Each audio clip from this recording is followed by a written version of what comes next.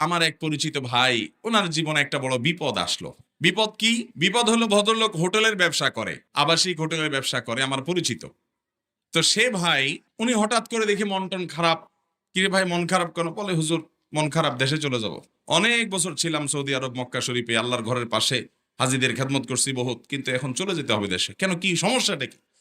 বলে, ভাই একটা হোটেল, আমি এই যে হোটেলটা আমি থাকি, আপনি জানেন এই হোটেলটা আমি মালিকের কাছ থেকে সারা বছরের জন্য ভাড়া নিয়ে নেই।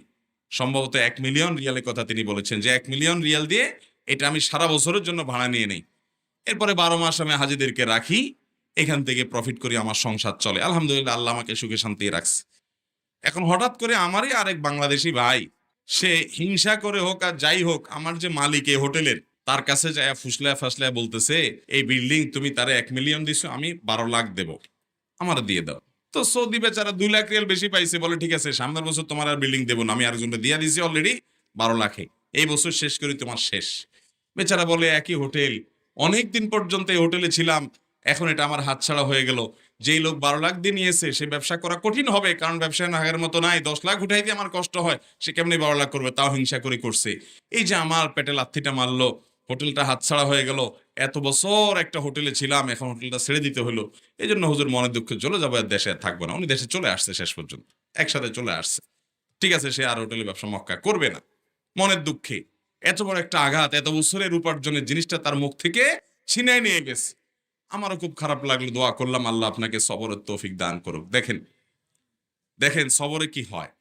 এই ভদ্রলোক দেশে চলে আসছে, আসার কিছুদিন পরেই শুরু হয়ে গেল করোনা। কি শুরু হয়েছে? এবার হোটেলের কি হয়েছে? আর সৌদি আরবে বাসা ভাড়া, হোটেল ভাড়া, এগুলো অগ্রিম দিতে হয়। আগে টাকা অগ্রিম সব দিয়ে দিবেন, এরপরে আপনি ভাড়া পাবেন। তো টাকা তো সব সৌদি মালিকরে দিয়ে দিছে, 12 লক্ষ রিয়াল। টাকা দেওয়ার কিছুদিন পরেই শুরু হয়ে গেছে কি, এবং করোনা লাস্টিং করছে কত বছর? 2-2.5 বছর। এই 2-2.5 বছর মক্কা বন্ধ, উমরা বন্ধ, হজ, তাহলে বেচারার হোটেলও 2 পয়সাও ইনকাম। আমি ওই ভাইকে বললাম, ওনার নাম টিপু ভাই, বললাম, টিপু ভাই, আল্লাহ যে আপনার এত বড় এহসান আপনার উপরে করলো, আর ও আপনারে খুঁটি দিতে চাইছে, খুঁটা দিতে চাইছে, গর্ত করছে, গর্তে অরে ফেলাইছে। আপনি যদি 12 লাখ টাকা দিয়ে ভাড়া, 12 লাখ রিয়াল দিয়ে যদি ভাড়া নিতেন হোটেলটা, তো 12 লাখ রিয়াল তো পুরোটাই জলে চলে গেছে। আল্লাহ তালা, আপনি গর্তে পড়তে নিছেন, 2 মাস পরে, 1 মাস পরে করোনা আসবে, আল্লাহ ধাক্কা দিয়ে আপনারা বাংলাদেশ পাঠাইয়া 1 মিলিয়ন রিয়াল বাঁচাই দিছে। ভদ্রলোক চোখের পানি ফেলে দিলেন। ভাইরা আমার, এরকম এক ভাইয়ের কথা বলেছি, এরকম শত শত হাজার হাজার মানুষ আমরা আমাদের মধ্যেও আছি, আমরা নিজেরা ফিল করি না।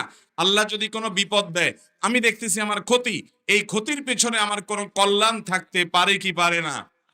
দুনিয়াতে যদি কোনো কল্যাণ নাও থাকে, আর বিনিময় যদি আল্লাহ কিয়ামত দিন ডাইকা বলে, বান্দা তোরে এতগুলা বিপদ দিছিলাম, তুই অধৈর্য হস নাই, সবর করছস, বিনিময় আজ যা তোরে জান্নাতটা দিয়ে দিলাম। লস প্রজেক্ট না লাভের প্রজেক্ট? মুসনাদে আহমদে বর্ণিত হয়েছে, নবী করিম সাল্লাল্লাহু আলাইহি সাল্লাম বলেছেন, আল্লাহ রাব্বুল আলামিন হাদিসে কুদসিতে বলেন, ইযা বতালাইতু আবদাম মিন ইবাদি মুমিনান, আমি যখন আমার কোন ঈমানদার বান্দাকে পরীক্ষায় ফেলাই, বিপদে ফেলাই, আল্লাহ বলছেন আমি যখন আমার কোন ঈমানদার বান্দাকে বিপদে ফেলি, সেই বিপদে পড়ার পর হাহুতাশ, অস্থির, গালমন্দ, ভাঙচুর এসব না করে, বিপদে পড়েছে, সে এরপরে কি করে? ফাহামিদানি, সে আমার প্রশংসা করে। ওয়াসবার আলা মা আবতালাইত, এবং তাকে যে পরীক্ষার মধ্যে ফেলেছি, তাকে যে কষ্ট দিয়েছি, তাকে যে পরীক্ষা নিচ্ছি আমি কষ্ট দিয়ে, এই জন্য সে সবর করে। সবর করে হাউতাশটা করেই না, বরং উল্টা আল্লাহর প্রশংসা করে, যে আল্লাহ সুখে রাখলে যেরকম আপনি, আমি খুশি, আপনার শুকর আদায় করলাম। আপনি আমাকে দুঃখে ফেলেছেন, এখনো আমি আপনার শুকর আদায় করি, আলহামদুলিল্লাহ বললাম। এইরকম যদি কোনো ইমানদার, স্ট্রং মজবুত ইমানওয়ালা, হিম্মতওয়ালা ইমানদার যদি করতে পারে, বলতে পারে, ফাইন্নাহু ইয়াকুমু মিন মাদজাহি যালিক, এইরকম অবস্থান যদি কেউ নিতে পারে, যে বিপদে সে ভেঙে পড়ে না, বরং আল্লাহর উপরে সন্তুষ্ট থাকে, যে আমার আল্লাহ যে হালে রেখেছেন আমি সে হালের উপরে খুশি, আলহামদুলিল্লাহ বলে মেনে নেয়, এই কাজটা করতে পারলে, এই লোকটা যখন উঠে, তখন আল্লাহ রাব্বুল আলামিন তার এই সবরের বিনিময়ে তাকে সদ্য ভূমিষ্ঠ হওয়া শিশুর মতো নিষ্পাপ করে দেন। বিপদ আপদ আমাদের জীবনে আসে নাকি আসে না? সবার জীবনে কম বেশি। কিন্তু কয়জন আছেন বলেন তো, একটা বিপদ আসার পরে হাসি মুখে আল্লাহ শুকর আদায় করছেন? কাজটা কিন্তু খুব সহজ কাজ না, কাজটা অনেক এই ওয়াজ আপনাকে করতে দিলে আপনি হয়তো আমার চেয়ে তারা ভালো পারেন বা কিছু বলতে পারবেন, কিন্তু যখন বিপদে আমরা পড়ে যাব তখন আমল করতে পারলাম কিনা সেটাই হলো বড় প্রশ্নের বিষয়। আল্লাহ আমাদের সবাইকে সেরকম সবরকারী হওয়ার তৌফিক দান করুন। নামাজি মুসলমান পাবেন, রোজাদার মুসলমান পাবেন, দাড়িয়ালা মুসলমান পাবেন, কিন্তু সবরকারী মুসলমান খুব বেশি পাবেন না। হুলস্থুল, বিশেষ করে বিপদ আপদে ভেঙে পড়ে অনেকে তো আল্লাহর প্রতি নিরাশ হয়ে আল্লাহর প্রতি এমন কথা বলে যে কুফরি কালাম হয়ে যায়, ইমান থেকে খারিজ হয়ে যায়। মনে রাখবেন, আপনার যে কোনো বিপদ, যে কোনো আপনার জীবনের কষ্ট, এই সবগুলো আল্লাহ তাআলা দেখছেন কি দেখছেন না? আল্লাহর নিয়ন্ত্রণের বাইরে কি কিছু আছে?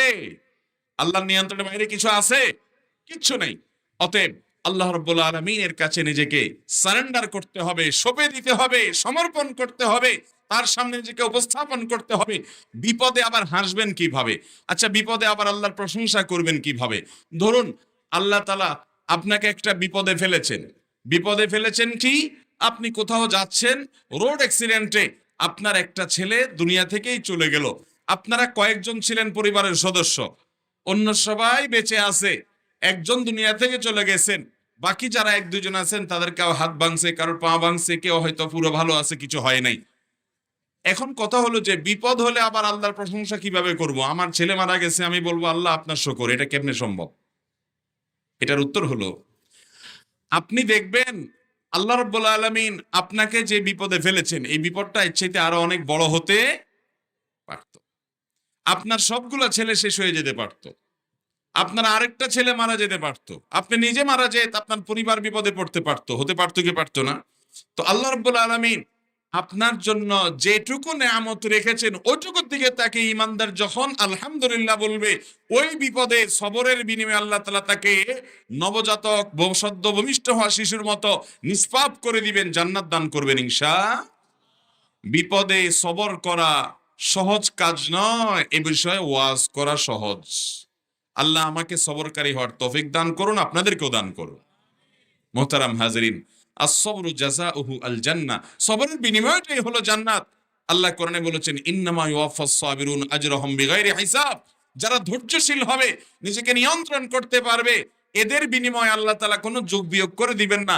আল্লাহর কাছ থেকে যোগ বিয়োগ করে পেয়ে জান্নাত পাওয়া বড় কঠিন। বিনা হিসাবে যদি জান্নাতে চান, বিনা হিসাবে যদি আল্লাহর কাছ থেকে সওয়াব পেতে চান, তাহলে আপনার জীবনের প্রতিটি পদক্ষেপে যত কঠিন সময় আসুক, পাহাড়ের মতো অটল হয়ে থেকে আপনাকে সবর করতে হবে, ধৈর্য ধারণ করতে হবে, নিজেকে নিয়ন্ত্রণ করতে হবে।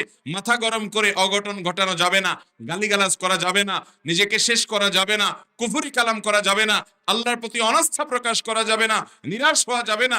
সবর এখতিয়ার করতে হবে। আস-সবরু জামিল, সবর অনেক সুন্দর জিনিস। আল্লাহ আমাদের সবাইকে সে সবরের দৌলত দান করুন। বিপদে সবর করবো তো ইনশাআল্লাহ। ভাইরা আমার, আমার একটা বিপদ হয়েছে। এই বিপদটা আমার জীবনের নেয়ামত হতে পারে কি পারে না? পারে কি পারে না? এরকম বহু ঘটনা আমাদের সামনে আসে না নাই? অনেক বিপদ আছে, আমরা দেখি বিপদ, অথচ এটা উপর দিয়ে দেখতে বিপদ হলে কি হবে, এর পিছনে নেয়ামত আছে।